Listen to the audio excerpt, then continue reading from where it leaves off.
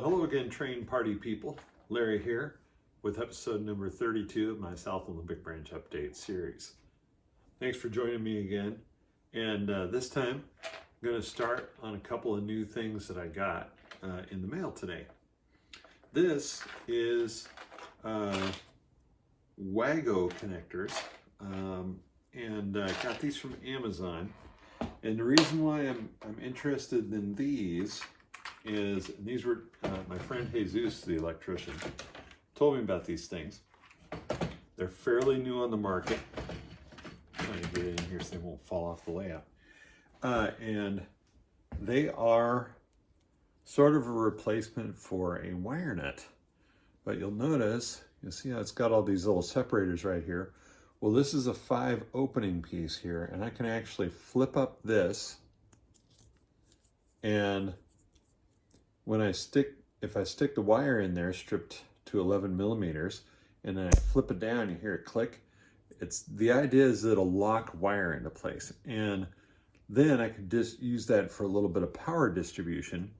But also, this piece will go from 14 gauge wire to 24 gauge wire, which means that I could run track feeders, which my track feeders are 22 gauge, right off of this. Now, I haven't tried this yet, but I think it's gonna be really interesting to try that. The other thing I got was some new freight cars from Scale Trains. You know, I have a couple of Scale Trains locomotives. I'm pretty happy with their locomotives. So I thought I'd give these freight cars a try. These are a model of the Pullman Standard PS2CD 4785 CF car. These happen to be with the Burlington Northern logo. And I was curious as how these compare with the Exact Rail cars. I'm a big fan of Exact Rail's hoppers. At least I have been for a while. And I usually find that when they made one, I'm pretty happy with the quality of the product. This looks good coming out of the box. I'll bring this in here and kind of the light on it. So we've got some nice detail on the end. Nice truck detail there. I like the little silver or little walkway over the coupler. That's something Exact Rail does as well, so that's pretty cool. Wow, you know, it looks like they come with a plastic coupler, you know, and these cars retail for like $53 per car. These were on sale, but at $53 per car, I think you could come up with some KD couplers. I really do. These couplers might be okay, but they don't feel so good. They feel like well, okay, Athern, I hate to tell you guys this, but your McHenry couplers ain't so good either. So, yeah, but Exact Rail tends to put nice KD couplers on their cars, and they're just better than that. I can tell I'm gonna have to change it. But let's put it on the rail here and see what I think about the rolling. So let's see. Did I get all the wheels on there? There's a bit more resistance to rolling than I guess I would have expected there too. Not bad though, and it really is a good looking car. But yeah, we have to change those couplers. I noticed that the Scale Trains couplers really don't like to link up very easily. So off with those and on with the KDs. Looking at the color of the base here, like I said before, I think that it needs to be browner, more of this color. So I had this idea. Since I painted this with another color, maybe I would try to do a really thinned color and see what happens. So got some terracotta here. Let's see if I can get a little drop or two out of there. Yeah, actually that's more like 10 drops. But let's grab a dental brush here. Stir that up. Got some really thin terracotta here. Now I'm gonna drop that in there, and I just want to see. Just gonna do a little experiment on that. You probably I wouldn't be able to tell on the camera. There's a little dot right up in your screen there. It'd be like lower left. Then if that's gonna work, I think I like the look of it. Let's do this. Because really the next step is to start putting some magic water in here. And once I do that, there's no going back to this. So, of course, if I screw this up, then there's, you know, going back to starting over. Yeah, using my pipette. Can you see that? Yeah, there we go. Just dropping it. Let me tilt the camera down here a little bit so you guys can see that. See my work.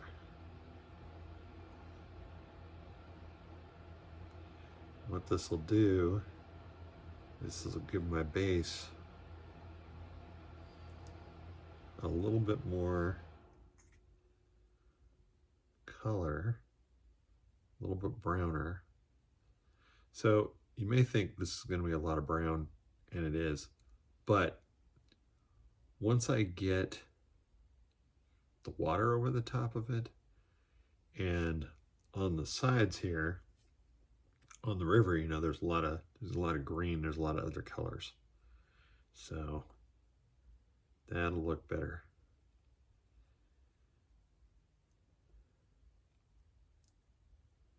Yeah, so far.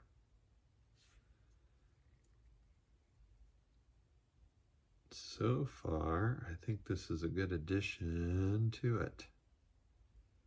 Yeah.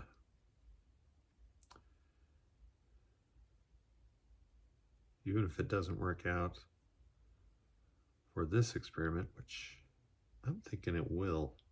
I don't like those bubbles there. Get off there. There we go. Oops. Yeah, all right. All right. So if it's just like the gray, it's going to really tone down once it's dry. So, and speaking of drying, we'll have to let that dry and see how it looks when it's dry. And then it should be about time to put the magic water on there. That's going to be probably a tomorrow project. Okay, so that's dry, and I kind of like the brownish orangish color that it is. So let me prepare some magic water and we'll see what we get. I've got my materials here. Magic water part A, magic water part B, a couple of vials of transparent resin dye right here, and a cup to mix it in, and my spoons. I'm only going to make up 3 tablespoons of this, so it'll be 1 part of A and 2 parts of B. Okay. And then of course gloves, and I'm going to put on my mask for this because they say it's not good for you to breathe this stuff. And here we go.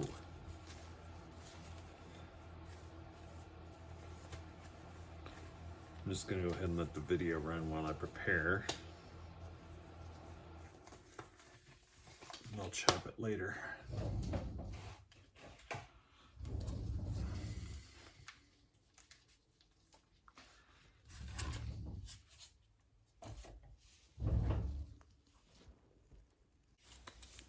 Getting ready to make up a batch of the Magic Water resin for the test base. I'm doing 1 teaspoon of part A and 2 teaspoons of part B. And you've got to mix that stuff together for 5 minutes. And then they say mix it again for another 5 minutes. I think there's some kind of joke there. But anyway, during that time, you can put in some transparent resin dye to give it some color. The resin dye is called Casting Craft, and you can get it from Scenery Express, which is where I got the Magic Water as well. I'm also getting out a dental brush that I'm using for a stir stick, and I'll start to pour it into the mixing vessel, and we'll go from there.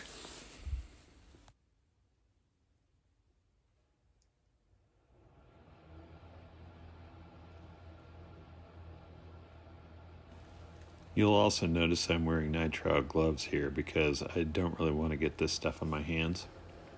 It can be a skin irritant, although I don't think I've ever had a problem with it in that way.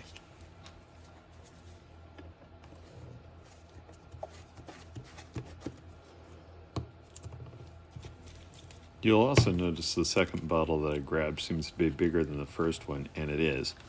That's because they do plan on you using double the amount of part B.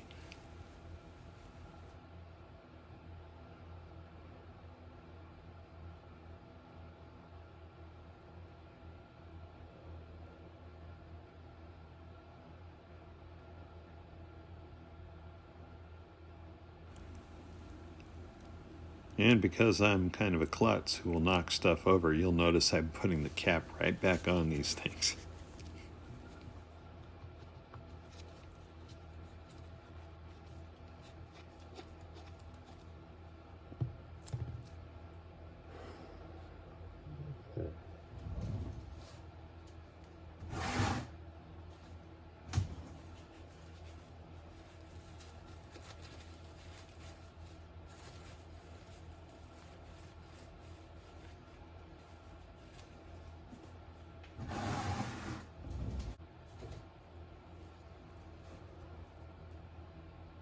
I'm looking at the base and I'm looking at the amount of mixture that I have there, and I thought, you know, that's not going to be enough, and immediately grabbed out A and B and put another teaspoon of A and 2 more teaspoons of B in there.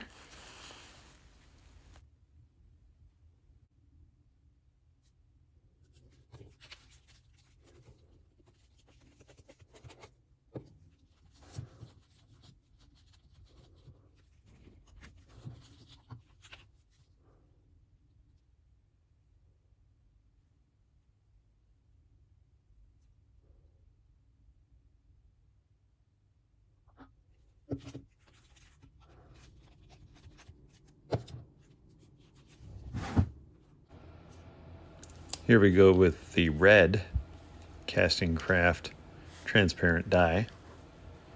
I put about 7 drops in there in this round. And then I'm going to add about 4 of the green. After I did that, I stirred it for a little bit, and I thought that wasn't enough. So I went back and I added about 4 more drops of the brown, or red, I should say. It looks more brown to me, but anyway. I still think I could have added even more, and it would have been just fine. A series set timer for 5 minutes. 5 minutes, counting down.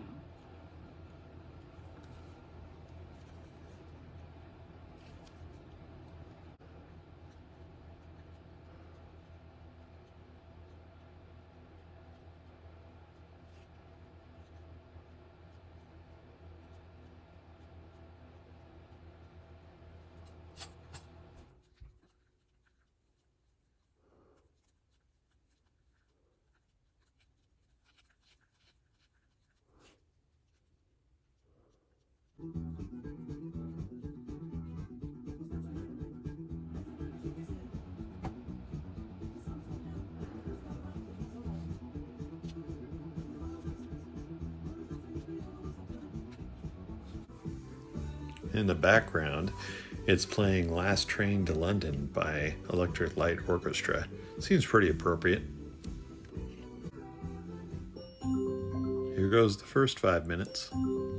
Hey Siri, stop timer. Hey Siri, set timer for 5 minutes. 5 minutes, starting now. Here's where I put in the other 4 drops of the red dye.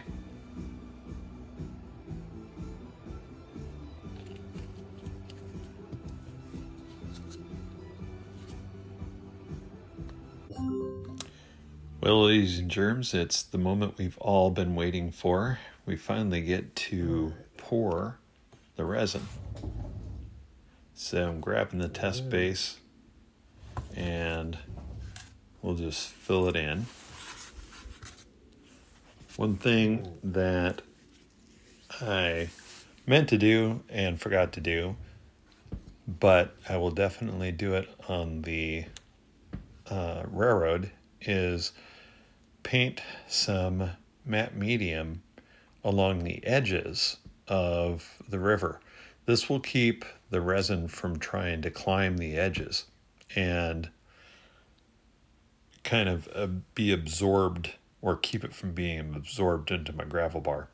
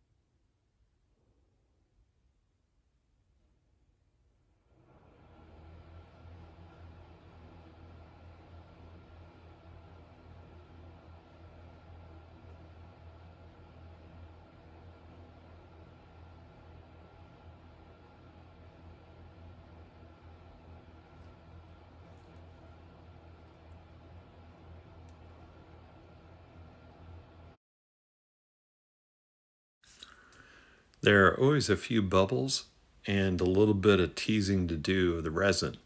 Sometimes you'll find that there might be a higher point in your body of water, like rocks that are near the surface, and teasing it kind of gets the resin to flow over the top of those. If I just left it, it probably would do it anyway, because as I said just a couple minutes ago, this stuff has a tendency to climb, so it would probably cover those rocks anyway. But we just want to be sure.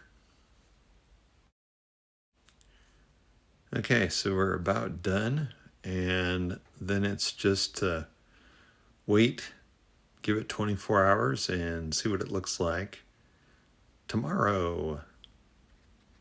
But you guys don't have to wait that long. Good for you. It's nearly 24 hours later, and the resin is almost done curing. Now, remember earlier in the video I said that I had neglected to put matte medium along the edges of it, and you'll notice that the gravel's really shiny up here, and that's because the resin soaked into that. If I had put matte medium along the edges, that wouldn't have happened. This is the kind of stuff that I'm talking about. And I got to give a shout out to my friend and master model railroader, Tyler Whitcomb, who has a fabulous N-scale railroad down in Tacoma. Anyway, he told me to do that, or put the matte medium along the edges. And anyway, but that's what happens when you don't. So there you go.